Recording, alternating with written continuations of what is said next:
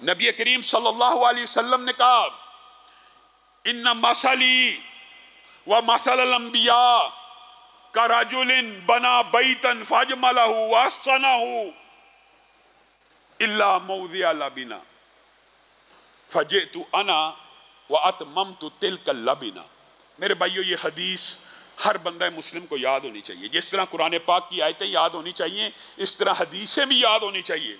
ان مثلی و مثل الانبیاء، میری اور میرے سابقہ انبیاء کی مثال ایسی ہے کہ ایک آدمی نے ایک گھر بنایا، ایک محل بنایا اور بڑا خوبصورت بنایا، بڑا ہی خوبصورت بنایا، بڑا ہی خوبصورت بنایا۔ اور جب اس کی تزئین و آرائش مکمل کر لی، دیکھنے والے اس کو دیکھتے ہیں، اس کے اندر ایک اینٹ کی جگہ خالی ہے، ایک اینٹ باقی ہے۔ حدیث میں 2 کا ذکر ہے، 3 کا ذکر ہے، حدیث میں ایک اینٹ کی جگہ خالی ہے۔ فجئت انا واتممت تلک اللبنہ، میں آ گیا اور میں نے اس اینٹ کو مکمل کر دیا، اور اینٹ اس محل میں لگ گئی، نبوت کا پورا محل تعمیر ہو گیا۔ اب عام فہم بات ہے، عام فہم، نبی کریم صلی اللہ علیہ وسلم کے بعد اگر کوئی نبوت کا دعویٰ کرے گا، اس کو اس محل میں سے ایک اینٹ نکالنی پڑے گی، تب اسی محل میں فٹ ہوگا۔ اگر 2 کریں گے تو 2 اینٹیں نکال لو۔ گویا نبوت کا دائی، نبوت کا دعویٰ کرنے والا لا محالہ ایک نبی کے حق کو تو غصب کر ہی رہا ہوتا ہے۔ اور بالعموم آپ نے دیکھا ہوگا نبوت کا دعویٰ کرنے والے، یہ ہمارے جو خطے کا بدبخت تھا، وہ تو حضرت عیسیٰ کو برا بھلا کہتا تھا معاذ اللہ، یہ جو یورپ مغرب میں برائیاں نا، جنسی بے راہ روی، معاذ اللہ ثم معاذ اللہ، یہ جو ان کی اخلاق کی برائیاں ہیں، یہ اس لیے ہیں معاذ اللہ، عیسیٰ شراب نوش تھے۔ ایسے بدبخت کو اس خطے نے امتی میسر کی ہے۔ ہماری بدبختی ہے، ہماری بدقسمتی ہے، کیونکہ دلائل آگاہ نہیں، جہالت عام، مادیت پرستی، پیسے کے ذریعے مذہب تبدیل کرائے گئے، گوروں کی چاپلوسی کر کے ان کے ایجنڈے کو جہاد کے خلاف کتابیں لکھ لے۔ خود کہتا، میں نہیں کہتا، اپنی طرف سے ایک بات نہیں کروں گا، اپنی کتاب کے اندر تفصیل سے لکھا بھی ہے، اور والد محترم نے اس کے حوالے سے پوری کتاب کو لکھا ہے، دلائل موجود ہیں، کوئی حوالہ دیکھنا چاہتا ہے تو ہم سے پوچھ سکتا ہے۔ میں وہ ہوں جس نے انگریز کی بڑی خدمت کی ہے، میں وہ خود اپنے بارے میں کہہ رہا ہوں، میں نے جہاد کے خلاف اتنے رسالے تحریر کیے ہیں کہ پوری کی پوری الماری بھر جائے۔ ملکہ برطانیہ سے جو فیض ہمیں ملا معاذ اللہ، اللہ سے بھی نہیں ملا۔ مکہ اور مدینہ کی چھاتیاں خشک ہو چکی ہیں معاذ اللہ، اب فیض ملے گا تو قادیان اور ربوہ سے ملے گا۔ یہ ساری بکواس اسی نے کی ہے، اور توہین امیز جملے بھی موجود ہیں، توہین امیز۔ میں قرآن پاک کی غلطیاں نکالنے کے لیے آیا ہوں، اور کہتا ہے معاذ اللہ فاطمہ نے، حضرت فاطمہ کی توہین اتنی سخت کی بدبخت نے، حضرت فاطمہ نے، نعوذ باللہ ثم نعوذ باللہ، وہ فاطمہ کہ جن کے بالوں کو آسمان کے سورج نے بھی نہیں دیکھا، ان کے بارے میں بکواس کرتے ہوئے کہتا ہے انہوں نے اپنا ستر میرے سے نہ چھپایا اور مجھے سب کچھ دکھا دیا۔ ایسا بدبخت آدمی، اور زبان ایسی ہے آپ حیران رہ جائیں۔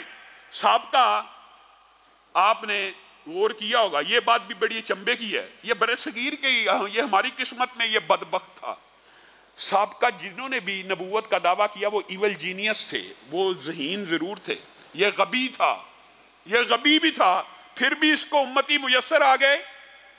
افسوس اور دکھ کی بات ہے، اپنی خود بدحواسیوں کا ذکر خود ہی کر دیتا ہے۔ کہتا بچپن میں ایک جیب میں مٹی کا ڈیلا ڈالا کرتا تھا، ایک جیب میں شکر ڈالا کرتا، مٹی کا ڈیلا استنجے کے لیے، مٹی کا ڈیلا ڈالا کرتا تھا، ایک جیب میں شکر ڈالا کرتا تھا، اور کئی مرتبہ ڈیلا چوس لیا کرتا تھا، مجھے پتہ نہیں تھا لگتا۔ یہ اس قسم کا بندہ تھا، اور بات آئی ہے تو سمجھ لیجئے یہ اتنے سخت الفاظ لوگ کہتے ہیں کہ یہ علماء، یہ مولوی اس کے بارے میں اتنے سخت الفاظ کیوں بولتے ہیں؟ میرے بھائیو، کائنات کا سب سے نرم انسان اگر کوئی تھا تو وہ محمد اکرم صلی اللہ علیہ وسلم تھے، اور انہوں نے اس باب کے اندر ایک حدیث بیان کر دی جو آپ کے اور میرے منہج کو واضح کرے گی، اس لیے ہم سخت زبان استعمال کرتے ہیں۔ نبی کریم صلی اللہ علیہ وسلم نے کہا قیامت قائم نہیں ہو سکتی جب تک میری ہی امت میں سے 30 بڑے جھوٹے دجال اور کذاب.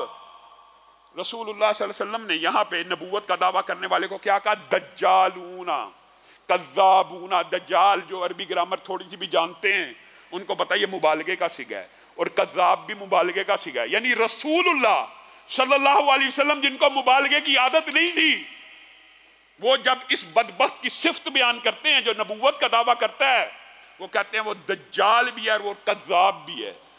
اور کلہم یزعم انہ رسول اللہ صلی اللہ علیہ وسلم، ان میں سے ہر کوئی یہ گمان کرے گا اور دعویٰ کرے گا کہ وہ اللہ کا رسول ہے. یاد رکھنا لا نبی بعدی، میرے بعد کوئی نبی نہیں آئے گا، جو بھی آئے گا جھوٹا ہوگا. دجال اور کذاب تو ہو سکتا ہے، نبی نہیں ہو سکتا. اور یہ بات عجیب ہے، جس قسم کی حدیث ہوتی ہے اس قسم کی آیت بھی موجود ہوتی.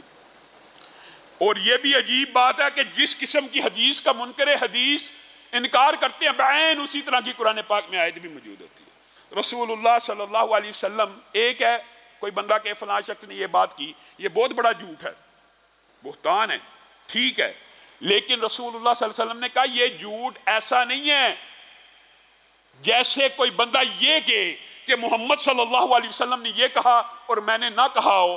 بس اس کو جان لینا چاہیے یہ عام جھوٹوں کی طرح جھوٹ نہیں ہے، بلکہ کیا ہے، وہ اپنا ٹھکانہ جہنم میں بنا لے. جنہوں نے حدیث کا انکار کرنا ہوتا ہے کر لیتے ہیں، یہ جی حدیثیں مولویوں نے بنائی. اللہ تعالیٰ نے اسی سے ملتی جلتی بات اپنے بارے میں کی ہے. وَمَنْ أَظْلَمُ مِمَّنِ افْتَرَى عَلَى اللَّهِ كَذِبًا أَوْ قَالَ أُوحِيَ إِلَيَّ وَلَمْ يُوحَى إِلَيْهِ شَيْءٌ. اس سے بڑھ کے ظالم کون ہو سکتا ہے جو اللہ پہ جھوٹ باندھے کہ میرے پہ وحی کی گئی ہے اور اس کے اوپر کوئی وحی نہ کی گئی ہو. دنیا کا سب سے بڑا جھوٹ، سب سے بڑا دجل، سب سے بڑا کذب یہ ہوتا ہے کہ بندہ اللہ کے بارے میں جھوٹ بولنا شروع کر دے کہ اللہ نے میرے پہ یہ وحی کی ہے، اللہ نے مجھے یہ الہام کیا ہے. کوئی وحی، کوئی الہام دنیا میں باقی نہیں ہے. نبوت کا ایک جز خواب باقی ہیں